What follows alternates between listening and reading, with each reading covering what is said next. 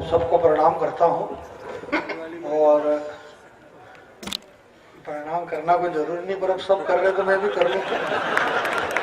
आज बात नहीं है, प्रणाम के चक्कर में थोड़ी तबीयत मेरी आज खराब है, उससे आपको कोई फर्क नहीं पड़ता क्योंकि तबीयत तो मेरी खराब है। तो मैं कोशिश करता हूँ एक आध नई कविता सुनाने की।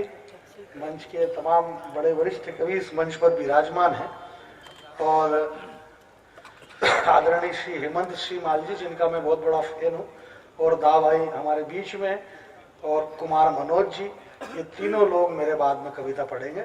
और ये इसलिए पढ़ेंगे क्योंकि इनको बुलाया है तो पढ़ना ही पड़ेगा, नहीं पढ़े तो पैसे कौन दे भाई, पढ़ना पड़ेगा। तो दशहरा जी तो बहुत बहुत धन्यवाद। बहुत भावुक हो गए थे, बोले मेरे एक छोटे से निमंत्रण पे देश के बड़े बड़े कवि यहाँ पर आ गए, इतना भावुक होने की कोई जरूरत नहीं, जितने पैसे इन्होंने बोले आपने दे दिए, ये आप है, इसमें कौन सी नई बात है, तो सब आ जाते हैं, ऐसा कोई लोट नहीं लेना। स्वामी विवेकानंद जी कहते हैं, राजू भाई के आपने विवेकानंद जी को सुना होगा, विवेकानंद जी कहते हैं कि 10 किताब पढ़ने से ज्यादा अच्छा किसी एक ज्ञानी व्यक्ति को 10 मिनट आप सुन ले। क्या बात है, मैं 10 किताब के भला भला के ये यूं कह रहा, मतलब तो आपको 10 किताब पढ़ने की जरूरत नहीं है, 10 मिनट मेरे को सुनना है।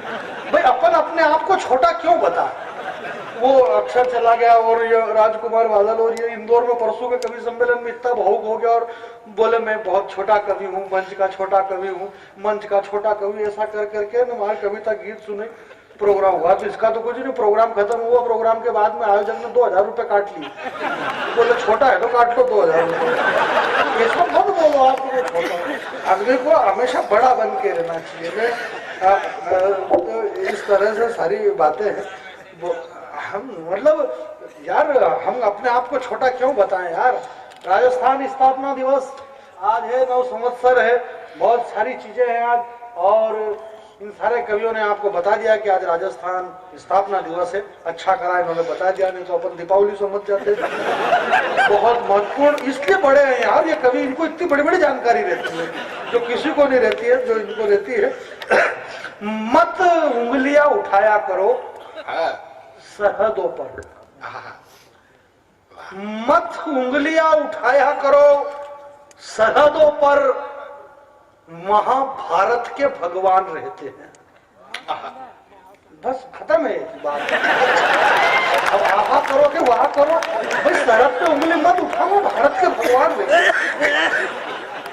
मैं आपको इससे जैसे वो भी भाई बता रहे थे कि इनके शेर दाव, इनके मतलब कालजयी कविता सुनाई अभी राजकुमार बादल ने आपको, वो कीरत बारी पे कैसे कालजयी कविता लिखी है उसमें, लोग कभी नहीं भूलेंगे। परंतु मैं ऐसा कोई भी कुछ भी नहीं सुनाऊंगा कि जो आपको याद रहे। अभी सुना और अभी भूल जाए आदमी को। आप पढ़े लिखे लोग हैं, बुद्धिजीवी लोग हैं, काम मनुष्य को वो करना चाहिए कि तत्काल काम करो, काम भी हो जाए और लोग भूल जाए।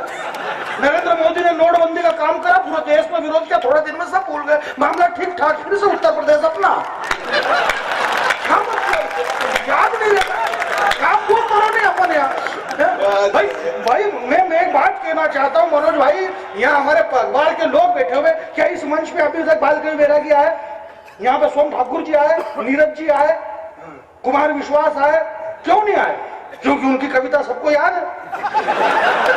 याद है तो फिर क्यों बुलाए? इसलिए ऐसा मत सुनाओ कि याद रहे किसी को, ऐसा सुनाओ कि हर बार अपने को बुलाए।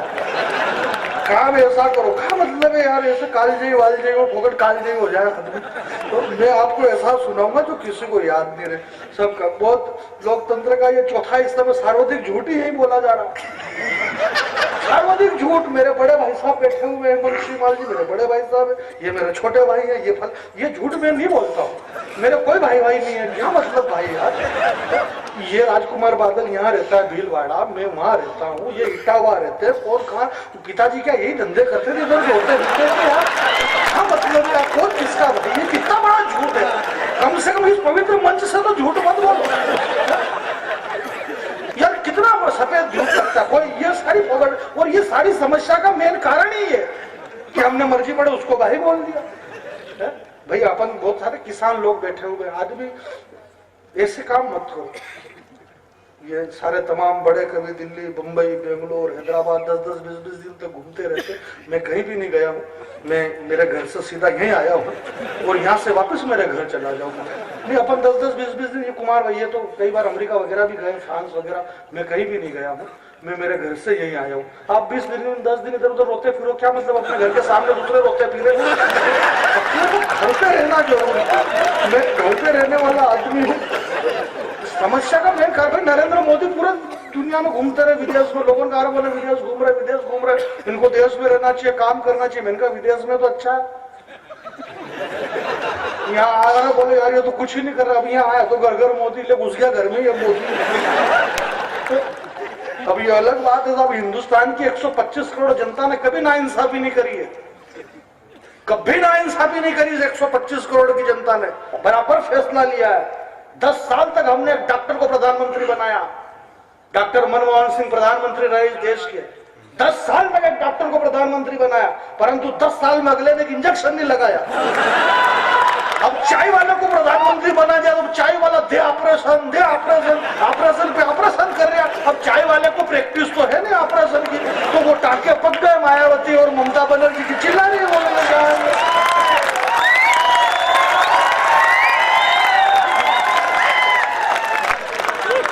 भाई वो तो अपन सामान्य बात है, उनका काम तो था नहीं, वो तो चाय वाले थे।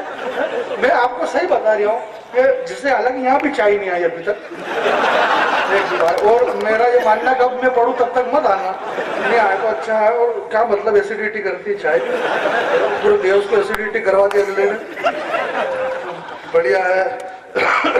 एक कविता सुनिए आप मेरी, इन दिनों की नहीं कविता में, पहली बार मैं कई बार चित्तौड़ में आया हुआ हूँ, आप लोगों ने बहुत प्यार दिया, इतना भी मत दो वापस, तो क्या मतलब है, रखे कहाँ इस प्यार को। एक कविता मेरी सुन लीजिए। नीचे तपती धरा, ऊपर सूर्य भगवान, वो सूर्य भगवान ऐसे गर्दन नहीं लाते। एक बात बताइए, नीचे तपती धरा, आपको हंसते हो, मैं वीर राजा कुछ भी सुनो, मनुष्य को हंसना बहुत जरूरी है। जो मनुष्य हंसता नहीं वो काय का देश है। भगत सिंह फांसी के फंदे को चूमे तो कोई रोते रोते थोड़ी चूमा उन्होंने फंदे। मनुष्य को हंसना बहुत जरूरी है। जिसके जीवन में जिसकी मस्ती मर गई उसकी हस्ती मर गई, खत्म हो गई। इसलिए दुनिया में हंसते रहना चाहिए। श्री कृष्ण वासुदेव कहते हैं अर्जुन संकट में भी मुस्कुराते रहो, भले जेब कट जाए, आप हंसते रहो। हंसना बहुत जरूरी, विज्ञान कह रहा हंसना बहुत जरूरी, तो इसलिए आप हंसते रहिए। मैं आपके बीच में एक कविता, मेरी इन दिनों की नई कविता है, मुझे याद नहीं आ रही नई कविता, पता आ जाएगी कि नीचे तपती धरा। उस सदी के महानायक नेताजी सुभाष चंद्र बोस की सरजमी केलकटा के ईडन गार्डन में इस सदी का महानायक बिग बी अमिताभ बच्चन बैठे हुए हैं और विराट कोहली एक छक्का लगाते हैं ईडन गार्डन में, तो अमिताभ बच्चन जी तिरंगा लहराते हैं। जब विराट कोहली के एक छक्के पे करोड़ों रुपए की बरसात होती है मेरे दोस्त, तो 6 दिन तक बर्फ में दबा रहने वाला उस हनुमान थप्पा, उसकी आत्मा को कहीं न कहीं दर्द होता होगा। मैं इस पवित्र सरजमी पर, ये प्रेम युद्ध की सबसे बड़ी सरजमी है, प्रेम युद्ध का सबसे बड़ा यह मैदान है जहाँ अश्रुओं की धारा यहाँ पर बही है। दुनिया के इस सबसे बड़ी तपस्थली पर मैं खड़ा हुआ हूँ मेरे भाई। लोग युद्ध की बातें कर रहे हैं और बम की बातें कर रहे हैं और आतंकवादी की बातें कर रहे हैं, ये अखबार के लोग यहाँ पर बैठे हुए हैं इस देश में बम विस्फोट की बातें कर रहे हैं और आतंकवादी भी बेवकूफ जगह जगह बम विस्फोट कर रहे हैं। यहाँ बम वहाँ बम, यहाँ बम फट रहे। पहली बात तो ये कि ये बम फटा क्यों, बात ये नहीं कि बम फट रहे, भाई बम क्यों फटा, भाई उस बम से पूछो कि तू क्यों फटा। उस बम की प्रॉब्लम ये है कि वो बम बोल नहीं सकता, और मान लो अगर वो बम बोले तो सुनेगा कौन, और मान लो अगर किसी ने सुन लिया तो वो बोलने जैसा नहीं बचेगा। भाई हम इतने धार्मिक, ये बम क्यों फट रहा। हम नवरात्रि में माँ जगदम्बा को मनाते हैं, हम श्रावण महीने भगवान शिव को मनाते हैं, हम गणेश जी को मनाते हैं। 10 दिन तक 33 करोड़ देवता हमारी भारतीय संस्कृति में विराजमान है साहब। हम इतने धार्मिक है। शिव यात्रा हम निकालते हैं, कावड़ यात्रा निकालते हैं, पूरा 1 महीना श्रावण शिवमय हो जाता है। सैकड़ों किलोमीटर कावड़ यात्री चले जा रहे हैं, जल भर भर के कावड़ यात्री कंधे पे रख के बोले जा रहे हैं ओम नमः शिवाय बोल बम, ओम नमः शिवाय बोल बम, बोल बम। सुन लिया शंकर भगवान ने कि बोल बम, बोल बम, तो बम बोल गए बड़ा भाई। हम इतने धार्मिक हो गए। नीचे तपती धरा, ऊपर सूर्य भगवान। दो बड़े महत्वपूर्ण कवियों को सुनना है, कुमार भाई को सुनना है। हमारे मंच पे सारे तमाम बड़े कवि इस मंच पर विराजमान है। मैं भी बड़ा ही था, इससे कोई बात नहीं, परंतु राजकुमार बादल हमारे हाड़ौती राजस्थान के एक बड़े नाम है, जिन्होंने कई बार 5-7 बार दिल्ली के लाल किले पे भी ये गए हैं और वहाँ कविता सुनने के लिए गए थे।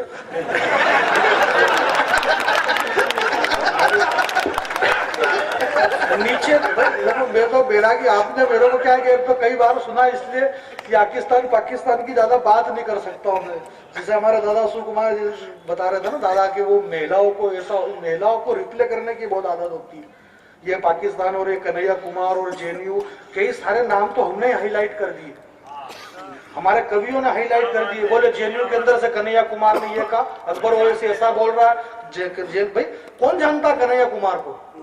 हमारे गांव में कन्हैया कुमार एक कवि सम्मेलन हुआ, कन्हैया कुमार पे कवि ने कविता पढ़ी, तो माता बहनों ने बाद में मेरे से पूछा, भैया पंडित जी ये कन्हैया कुमार दिल्ली कभी चली गयो? हम तो ये समझ रहा कि कोई की ईटा भट्टो है, वो तो ईट के थेपड़े वाला ही समझ रहा था उसको।